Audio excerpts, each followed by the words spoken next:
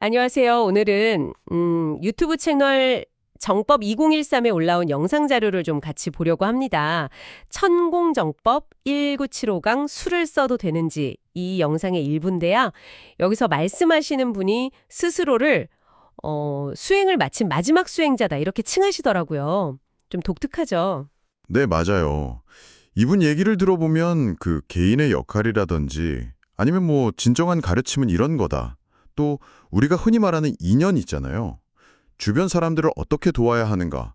이런 부분에 대해서 아주 자기만의 뚜렷한 관점을 제시하고 있어요. 저도 보면서 생각이 많아지더라고요. 네, 저도 그랬어요. 그래서 오늘은 이분이 말하는 자기 성찰, 책임감, 그리고 그분이 도달했다고 하는 무소유, 이 경지가 대체 뭘까 같이 좀 파헤쳐 보면 좋겠습니다. 어쩌면 이걸 들으시는 여러분도 주변 인연과의 관계, 그 의미를 좀 새롭게 생각해 보실 수도 있을 것 같아요. 자, 그럼 한번 들어가 볼까요? 영상 초반에요. 그 정법이라는 가르침을 공부하던 어떤 분의 이야기가 나오잖아요. 아, 네네. 공부하면서 너무 편안해졌고, 그래서 자기가 해야 할 역할을 제대로 못한 것 같다. 이런 깨달음을 얻었다고 고백을 하죠. 좀 안주했다는 거죠. 네, 그렇죠. 근데 거기서 이 화자의 반응이 저는 좀 인상 깊었어요. 진짜 스승이라면 막 칭찬만 해줄 게 아니라 잘못된 거는 좀 따끔하게 혼내고 바로잡아줘야 그게 바른 길로 이끄는 거다. 이렇게 말하거든요.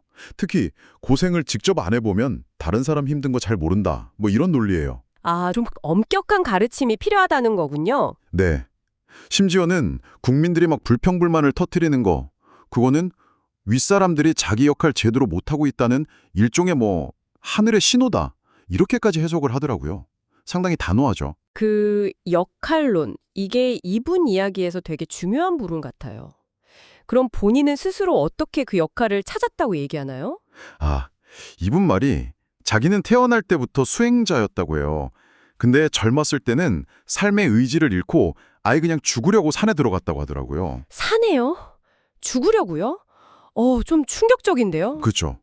근데 거기서 오히려 자기 자신의 그 못난 자질이라고 표현하던데 자기 부족함을 너무 처절하게 깨달아서 차마 죽지는 못했다는 거예요. 그 다음부터의 삶이 정말 뭐랄까 극단적이에요. 17년 동안요, 산속에서 쓰레기만 줍고 사람이랑 말 한마디 안 썼고 옷도 딱 한 벌로 지냈다고 주장을 하세요.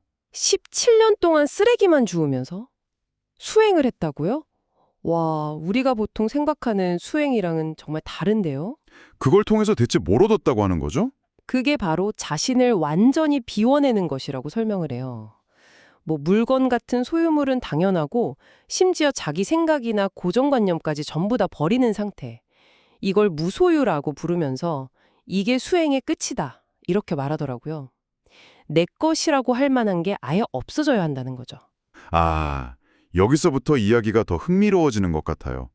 그 무소유 상태, 그러니까 가진 게 하나도 없어야만 다른 사람을 도울 수 있다. 그것도 아주 순수하게, 아무 계산 없이. 네, 그렇죠.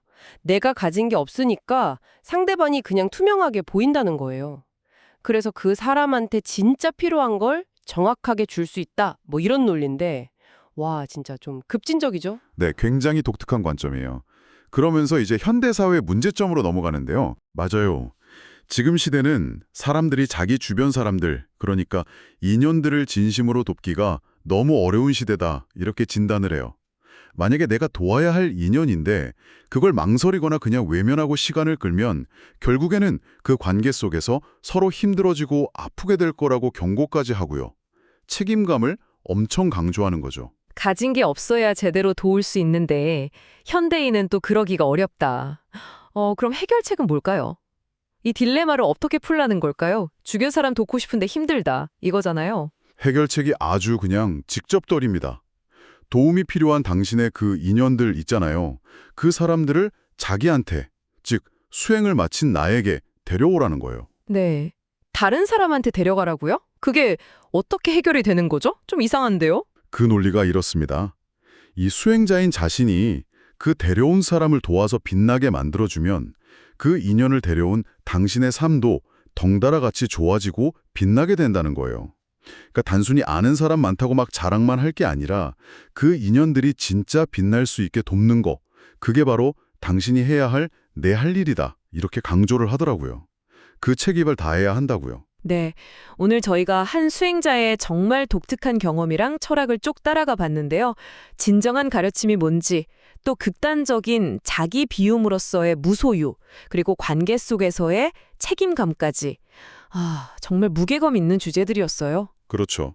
17년간에도 고독한 수행 이야기도 그렇고 또 인연을 돕기 위해서 자기한테 데려와라 이런 해결책까지 참 강렬한 주장들이 많았어요. 특히 저는 그 가진 것이 없어야 상대를 진정으로 도울 수 있다. 이 관점이 계속 좀 맴도네요. 네, 맞아요. 그게 참 많은 생각을 하게 만들죠. 과연 우리가 뭔가를 소유하거나 어떤 거에 집착하는 게 도움의 순수성을 해치는 걸까요? 아니면 이건 좀 너무 극단적인 생각일까요? 또 현대 사회에서 우리가 정말 가까운 사람한테 실질적인 도움을 주기가 어렵다. 이 진단도 좀 곱씹어 볼 만한 것 같아요. 여러분의 경험은 어떠신가요? 오늘 이 이야기 들으시면서 여러분 삶에서 돕는다는 게 어떤 의미인지, 그리고 내가 맺고 있는 그 소중한 인연들에게 나는 어떤 책임감을 느끼고 있는지 잠시 한번 돌아보시면 어떨까 싶습니다. 이 화자의 주장이 여러분께 어떤 질문을 던졌는지 그 울림을 한번 조용히 따라가 보시는 것도 좋을 것 같네요.